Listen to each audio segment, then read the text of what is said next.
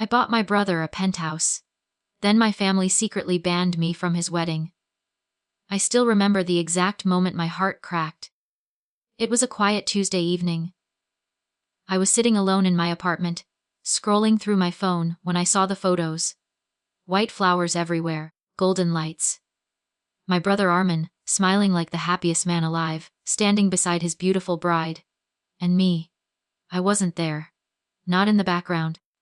Not in the crowd. Not even invited. My own brother's wedding, and I found out about it from Instagram. At first, I thought it was a mistake. There was no way. No way the same brother I sacrificed half my life for would get married without even telling me. But the truth was much uglier than I ever imagined. You see, my name is Samir. I'm the eldest son in my family. And in families like mine, the eldest son isn't just a son. He's the second father. Growing up in our small two-bedroom house in Lahore, life was never easy. My father ran a small mechanic shop. Some months we had enough. Some months we didn't. But no matter how tight things were, my parents had one dream. Armin will become something big one day. My mother would say, her eyes shining with hope. Not me. Never me. I wasn't the smart one. I wasn't the charming one. I was just the responsible one. The one who stayed quiet. The one who worked. The one who sacrificed. When I turned 19, my father fell sick. Suddenly, the little money coming into the house stopped. I still remember the night my mother sat beside me on the floor. Samir, she said softly, you're the strong one. You'll take care of us, right? I didn't even think. I just nodded. And that nod changed my entire life. I dropped out of university the very next month. While my friends were attending lectures and planning their futures, I was working 12-hour shifts at a warehouse. My hands were always rough. My back always ached. But every month I sent money home. Every single month. Years passed like that. Armin finished school, then college. Then he got into a private university, expensive, way beyond what our family could afford. But my mother called me one night, her voice trembling. Beta. Armin got admission. But the fees. She didn't finish the sentence. She didn't have to. I picked up extra shifts, stopped buying new clothes, stopped going out, stopped living, honestly. Because in my heart, I believed something simple. One day it will all be worth it. And for a long time, I thought it was. Armin graduated. Got a good job in Karachi. Slowly the family pressure on me became lighter. For the first time in years, I started building something for myself. I worked my way up. Started a small import business. Failed twice. Almost went bankrupt once. But the third time it worked. Really worked. By the time I turned 34, I wasn't rich, but I was comfortable. For the first time in my life, I could breathe without counting every rupee. That's when Armin called me. His voice sounded hesitant. Bye, he said. There's something I wanted to ask. I smiled immediately. Just say it. There was a pause.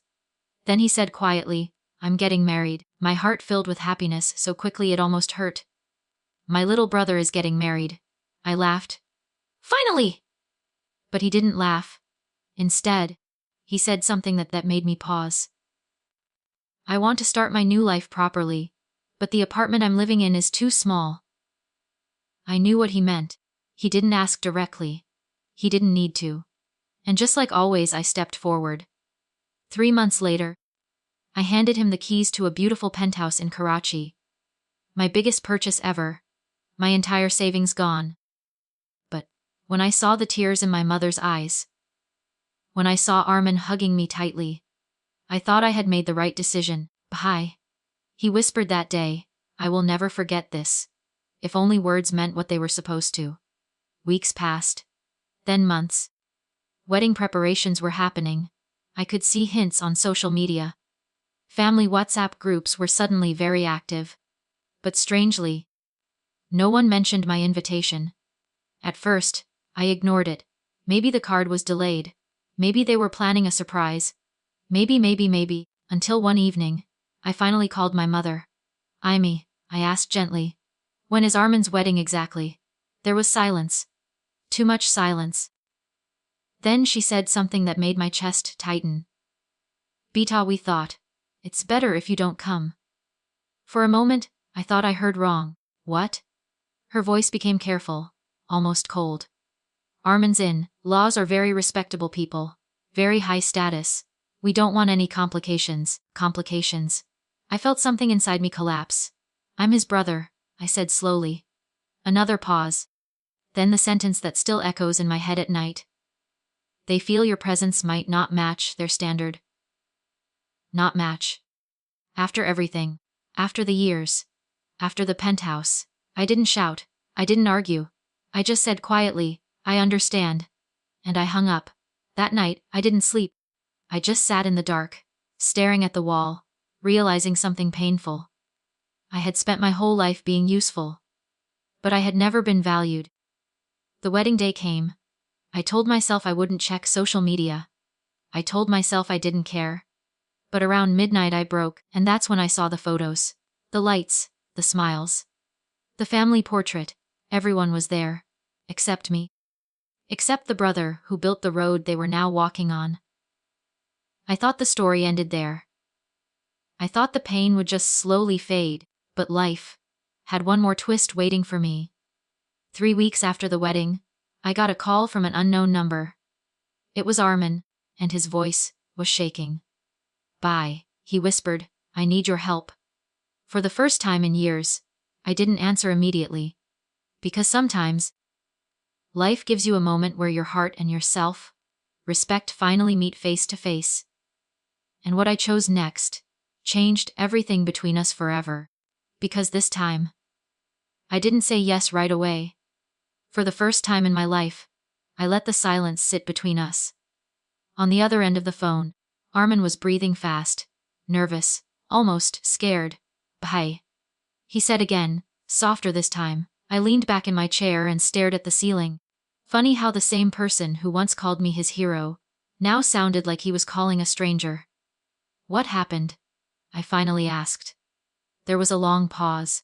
Then he spoke in a rushed whisper. I made a mistake. My chest tightened, but my voice stayed calm. What kind of mistake? His words came out broken. The penthouse. I put it under a joint name. Mine and Hira's Hira. His wife. I close my eyes slowly, and I ask. And now? His voice cracked. Her family is pressuring her to sell it. For a few seconds, I didn't say anything. I just listened to the quiet panic in his breathing. They say it's too big for us. He continued. They want us to move closer to them. They're saying we should invest the money somewhere else. And what does Hira want? I asked carefully. Silence. That silence told me everything. When he finally spoke, his voice was small. Shashi agrees with them. Something inside me went very still. Not angry, not shocked, just still. So what do you need from me? I asked. His answer came out almost like a plea. Pai, can you talk to them? Maybe transfer the ownership fully to me first. They'll listen if. I sat up straight. Transfer the ownership. Yes. He rushed. Just temporarily. I swear by, it's just paperwork. I'll handle everything. For the first time in the entire conversation, I felt something sharp rise in my chest. Not pain. Clarity. Armin? I said quietly. Did you tell them who bought that penthouse? Another pause. Too long. My grip tightened on the phone. Armin. His voice came out in a whisper. No. I actually laughed. A soft, tired laugh that surprised even me. All those years, all those sacrifices, and I wasn't even worth mentioning. They think you bought it yourself, I said slowly. Yes. The room felt smaller. He spoke quickly, almost defensively now. Bye. You know how these people are. Status matters to them. I didn't want things to get complicated before the wedding. Before the wedding. The words echoed, not after. Before. Which meant this wasn't sudden. This wasn't pressure that appeared later. This had been planned, calculated, hidden. I felt something inside my chest finally break free. Not my heart this time. My illusion. You knew? I said quietly. He froze. You knew they didn't want me there. Silence. Heavy. Guilty, and in that silence, I got my answer. My throat felt dry, but my voice stayed steady. So let me understand. I continued slowly. I spent 15 years supporting this family. I gave you my savings. And when it mattered most, you chose to erase me. Bye. It wasn't like that. No. I said gently, cutting him off. It was exactly like that. For the first time in his life. Armin had no words. I stood up and walked to the window. Outside, the city lights flickered quietly, like nothing in the world had changed. But inside me, everything had. His voice came again, desperate now. Pi, please. I'm in a really bad situation. If they sell the penthouse, I'll lose everything. My respect, my standing, everything. Respect, standing. Funny words. I took a slow breath. Armin, I said softly, do you know what hurts the most? He didn't answer. You didn't just forget me. I continued. You were ashamed of me. I was never ashamed, he said quickly. I didn't raise my voice. Didn't accuse. I just asked one simple question. Then why wasn't I at your wedding? And just like that, silence won again. This time, it stretched so long that I could hear his breathing turn uneven. When he finally spoke, his voice was breaking. I thought I'd fix it later. Later. That dangerous word people use when they don't have the courage to do the right thing now. I closed my eyes. For years, I had been the one who fixed everything, every problem, every crisis, every financial hole. But standing there in the quiet of my apartment, something inside me finally understood a truth. Most people learn too late. If you keep showing up for people who never show up for you, they don't see your love. They see your availability. I spoke calmly. Armin, yes? Bye. His voice was full of hope again. This time you'll have to handle it yourself. The silence that followed was different. Sharp. Stunned. What? He whispered. I'm not transferring anything, I said gently. And I'm not calling anyone. His breathing became heavy. Hey, please don't do this to me. I swallowed the lump in my throat. This isn't me doing something to you, I said quietly. This is me finally doing something for myself. For a moment, I thought he might understand. But desperation makes people selfish. His voice hardened slightly. So after everything, you're just going to watch me suffer? The words hit me, not because they were harsh, but because they were familiar. Because that sentence carried the weight of every year I had silently suffered while helping them. I smiled sadly. Armin, I said softly, welcome to adulthood. The line went completely silent. No breathing, no pleading. Just quiet. Then the call disconnected. I stood there for a long time, phone still in my hand, heart strangely calm. It still hurt. Of course it did. You don't erase a lifetime of love in one conversation. But for the first time in years, I felt something new. Peace. Real peace. 3 months passed. Then one evening, my phone buzzed again. A message this time. From Armin. Just one line. I should have invited you. I stared at the screen for a long time. Then I typed back slowly. I would have come. And for the first time in my life, I didn't feel like the forgotten brother anymore. Because sometimes the most powerful thing you can do is stop proving your worth to people who already decided not to see it. And sometimes, walking away quietly is the loudest lesson of all. Weeks went by after that message. Life returned to its usual rhythm, at least on the outside. I woke up early, went to work, came home to silence. But something inside me had changed permanently. For the first time in years, I wasn't sending money home every month. For the first time, my phone wasn't full of family requests, small emergencies, or quiet expectations wrapped in emotional words. And strangely, the world didn't collapse, no one starved, no one called crying. Life simply went on. That realization hurt more than anything else. Because it forced me to face a truth I had avoided my whole life. Maybe I had never been as irreplaceable as I thought. Maybe I had just been convenient. One evening, I was sitting on my balcony when my phone rang again. This time, it was my mother. I stared at the screen for a long moment before answering. Her voice sounded softer than usual. Samir, Beta, how are you? I could hear the hesitation in her tone. The careful politeness people use when they know something is broken but don't know how to fix it. I'm fine, Ami. I replied calmly. There was a pause. Then she said quietly, You haven't called in a long time. I almost smiled. For years, the phone had only rung when someone needed something. Now the silence itself had become noticeable. I've been busy, I said gently. Another pause. Then her voice lowered. Your brother, he's not doing well. My chest tightened despite everything. Old habits of concern don't disappear overnight. What happened? I asked. She sighed heavily. Things with Hira's family are getting worse. There's tension in the house all the time. They keep bringing up the penthouse. I leaned back in my chair, staring into the dark sky. And Armin? I asked quietly. He's stressed, she said. Very stressed. He doesn't sleep properly. He doesn't talk much anymore. For a moment, guilt tried to creep into my chest. That familiar pull. That old responsibility. But this time, I didn't let it take over. Because something inside me had finally learned the difference between love and self-abandonment.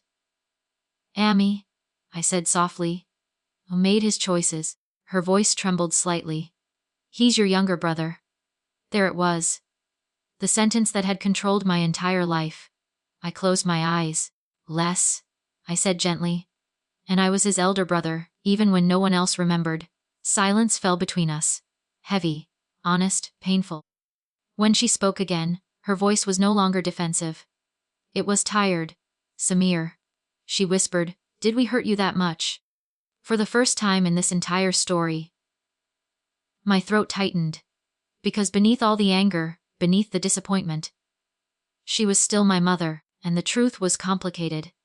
You didn't hurt me in one day, Ami, I said quietly. It happened slowly over many years. I could hear her breathing shake. We were just trying to protect the family, she said weakly. I nodded to myself, even though she couldn't see me. I know, I replied. And I meant it. Because sometimes people don't realize they're being unfair. Sometimes they just keep leaning on the strongest person in the room. Until he quietly breaks. Another long pause passed. Then she asked the question I think she had been afraid of the whole time. Have we lost you, Beta? I looked out at the city lights. My heart finally calm in a way it had never been before. No, Ami, I said softly. You haven't lost me. Her breath released slowly. But before hope could fully return to her voice, I continued. But things can't go back to the way they were. Silence again. Not shocked this time. Just understanding. I can still love you, I said gently. I just can't disappear for everyone anymore. On the other end of the line, my mother quietly began to cry. Not loudly, not dramatically. Just soft, tired tears. And for the first time in my life, I didn't rush to fix it. I just let the moment exist. Sometimes healing doesn't come from rushing in. Sometimes it comes from finally telling the truth out loud. Before hanging up, she said something very quietly. I wish we had seen you sooner. I closed my eyes. So do I, Ami. After that call, things didn't magically become perfect. Armin and I didn't suddenly become best friends again. The family didn't transform overnight. Real life isn't like that. But slowly, something began to shift. Months later, on a quiet Friday evening, my doorbell rang. I wasn't expecting anyone. When I opened the door, Armin was standing there. He looked different. Thinner. Tired. Older somehow. For a long moment neither of us spoke. Then he said the words I never thought I would hear from him. I was wrong, bye. His voice broke on the last word, not defensive. Not proud. Just human. I stepped aside silently and let him in. Because forgiveness doesn't always start with big speeches. Sometimes it starts with simply leaving the door open. And that night, for the first time in years, my little brother sat beside me again. Not as the golden child. Not as the successful one. Just as someone who had finally learned the cost of taking love for granted. And maybe, just maybe, That was the beginning of something more honest than what we had before. Because the truth is simple. Love should never require you to disappear. And the people who truly value you won't wait until you walk away to finally see your worth. That lesson cost me years of my life. But in the end, it gave me something I never had before: myself.